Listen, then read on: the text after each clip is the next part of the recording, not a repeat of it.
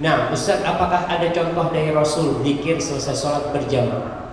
Jadi ada riwayat dari Ibnu Abbas radhiyallahu taala anhu bahwasanya mereka tahu orang selesai sholat itu dari suara zikir. Jadi orang berzikir terdengar suaranya, tapi Nabi SAW tidak memimpin zikir. Subhanallah, bahkan itu termasuk sunnah. Kita berzikir mengangkat suara untuk mendengarkan ke telinga kita tanpa mengganggu yang lain. Bukan sepi, ada suara. Di masa Rasulullah SAW mereka mengetahui selesai sholat dari suara takbir ke depan. Allahu Akbar, Allahu Akbar, Allahu Akbar, Allahu Akbar. Jadi kita berzikir diangkat suara tanpa dipimpin oleh imamnya. Tidak, Rasulullah SAW tidak memimpin para sahabatnya berzikir, tapi beliau berzikir dan para sahabatnya mendengar. Kenapa? Sebagaimana tadi disebutkan, kadang-kala ada zikirnya yang cepat, ada zikirnya yang lambat dia. Tapi kalau sholat ya harus ikut, tapi kalau selesai sholat enggak. Itu zikirnya Rasulullah SAW, para sahabat mendengar yang diucapkan oleh Rasulullah SAW. Quran surah 4 ayat 103. Silahkan dicek. Fa idza qadaytumus shalah. Jika Anda selesai menunaikan salat, fadhkurullaha, silahkan zikir kepada Allah. Apa bentuk zikirnya? Hadis riwayat Muslim, hadis 593. Ya astaghfirullah, astaghfirullah, astaghfirullah. Allahumma antas salam, wa minkas salam. Tabarakta ya dzal jalali wal ikram. Itu kata Ibnu Abbas radhiyallahu taala anhuma. Awal-awal masa zikir dibimbing oleh Nabi dikeraskan. Kalau enggak dikeraskan, bagaimana sampai sekarang kita bisa dengar zikirnya? Hadisnya ada, keterangannya ada. Setelah mereka semua mengetahui zikirnya, cara bacanya, masing-masing paham, bahkan tahu kalimat-kalimat yang Nabi biarkan. Maka muncullah kemudian zikir sendiri-sendiri di situ. Jadi kalau Anda kumpulkan riwayatnya dengan baik, Anda temukan ada faidahnya dikumpulkan oleh Imam Asy-Syafi'i. Disimpulkan, kata Imam Asy-Syafi'i, akan lebih baik jika Anda masuk di lingkungan yang belum paham tentang zikir, maka bacakan, bimbing mereka dengan yang jahar. Jika sudah diketahui dengan baik, maka silakan berzikir dengan sir, sehingga setiap orang bisa memohon dengan kepentingannya masing-masing. Itulah keseluruhan hadis yang muncul tentang masalah.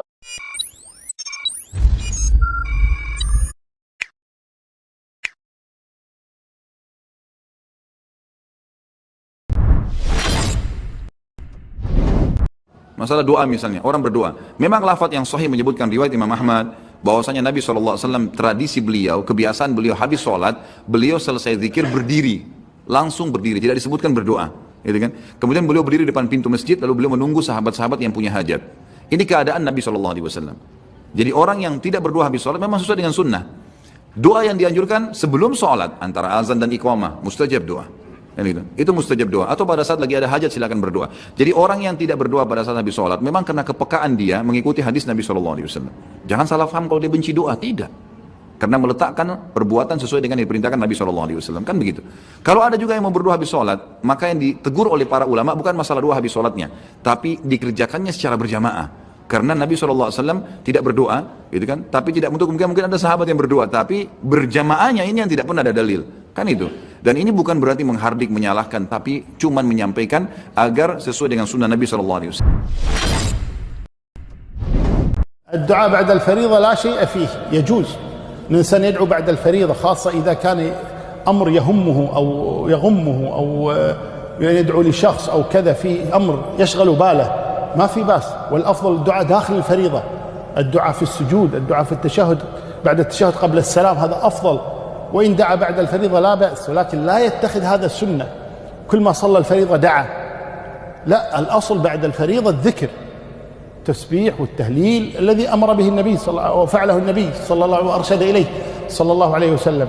والدعاء يكون لحاجة، إذا كان في حاجة في باله لا مانع أن يدعو بعد الفريضة، لكن لا يتخذها سنة، كلما صلى فريضة رفع يديه وصار يدعو، هذا ليس من السنة.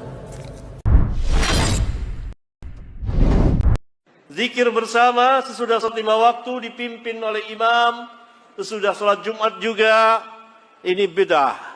Mengapa bid'ah? Karena tidak terkenal, tidak ada pada zaman Nabi SAW. Ibnu Abbas radhiyallahu taala anhuma mengabarkan bahwa ada suara keras sesudah sholat. Itu Nabi SAW litta'lim, untuk mengajarkan para sahabat dalam masa yang singkat. Orang yang paling alim tentang hadis atau ahli hadis besar seperti Al-Imam Asy-Syafi'i rahimahullahu ta'ala mengatakan seperti itu. Di antaranya beliau yang mengatakan, itu untuk litta'lim, mengajarkan. Kalau benar terus-menerus, tentu akan dinukil oleh para sahabat ridwanullah alaihim jami'an. Ayat kursi dibaca setelah sholat. Jadi zikir-zikir setelah sholat itu banyak dibaca oleh Nabi SAW. Termasuk istighfar setelah sholat.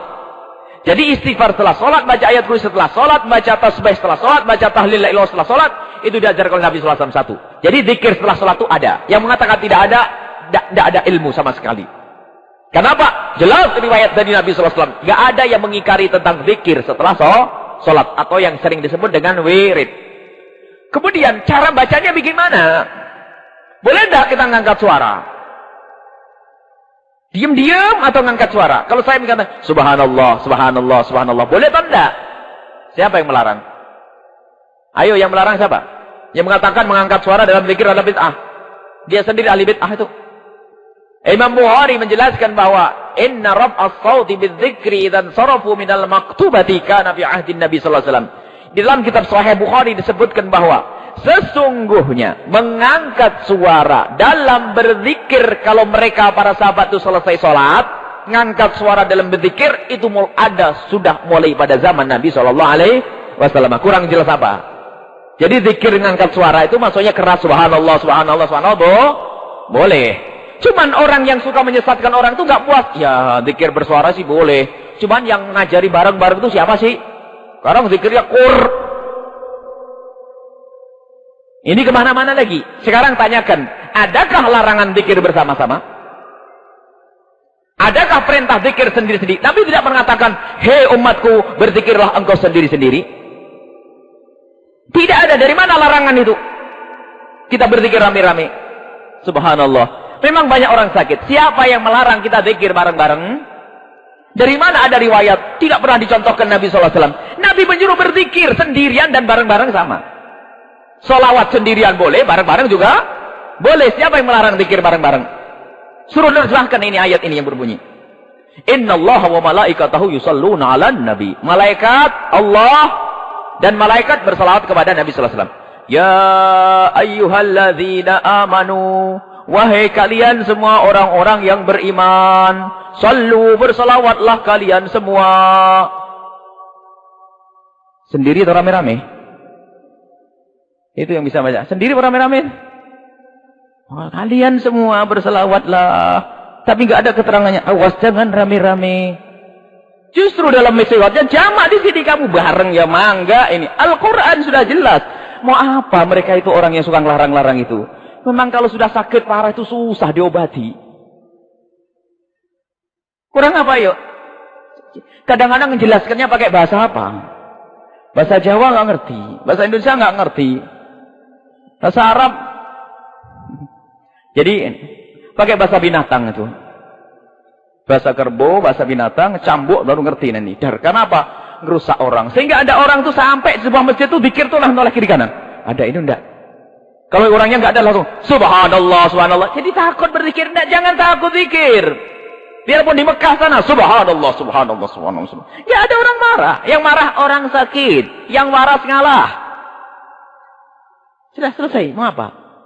Karena ini betul-betul bikin rusak umat betul. Biasa zikir. Afdalu dzikri fa'alamu annahu la ilaha illallah. Kemudian faedahnya lagi kalau zikir dipimpin oleh seorang imam, itu bagi yang tidak hafal bisa ikutan. Dan ini wah faedahnya, yang ngantuk jadi melek, yang pengen buru-buru jadi nggak enak. Faedahnya banyak, mau dilarang. Yang mau pergi boleh, namanya sunnah kok ya. Baik, itu saja ibu ya. Jadi ilmu yang kemarin taruh di laci itu ya. Sekarang pakai ilmu baru, ibu zikir yang terang-terangan. Tidak usah ragu-ragu. Subhanallah, subhanallah, subhanallah. Ya, bid'ah.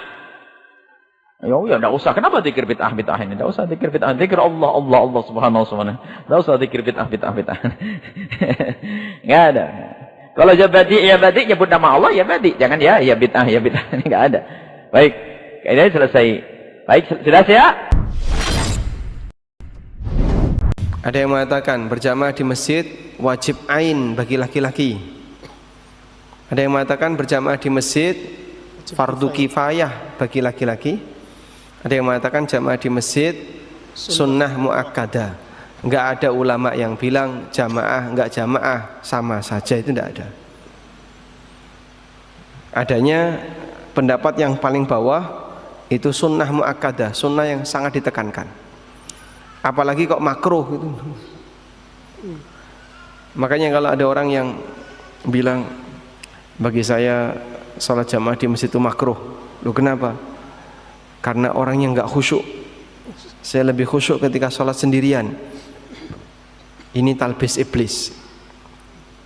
Ini tipuan iblis. Sehingga dia merasa bisa mendapatkan pahala yang lebih baik ketika dia sholat sendirian daripada sholat berjamaah. Padahal Nabi SAW sudah mengatakan salatul jama'ati tafdulu ala salatil faddi bisab'in wa ishrina darajah. Salat jamaah mendapatkan keutamaan 27 kali lipat dibandingkan salat sendirian. Selanjutnya kita lanjutkan. Si A lebih memilih pendapat bahwa salat berjamaah hukumnya sunnah muakkad. Kendati demikian, si A tetap ditekankan untuk selalu hadir sholat berjamaah di masjid dalam rangka keluar dari khilaf. Artinya ketika si A selalu datang sholat jamaah ke masjid, sikapnya disetujui oleh semua ulama, karena menurut ulama yang mengatakan sunnah muakkad, mereka tetap sangat menekankan agar sholat berjamaah dilakukan di masjid. Paham? Insya Allah paham ini? Jadi dia berpendapat sholat jamaah itu sunnah muakkadah. Berarti kalaupun dia nggak sholat jamaah di masjid, nggak sampai dosa. Keyakinan si A ya. Tapi dia tetap ditekankan, jangan sampai kau tinggalkan. Sebab kalau kau tinggalkan sholat jamaah di masjid dengan sengaja, dimarahi sama ulama yang mengatakan fardu ain. Itulah yang dimaksud keluar dari khilaf.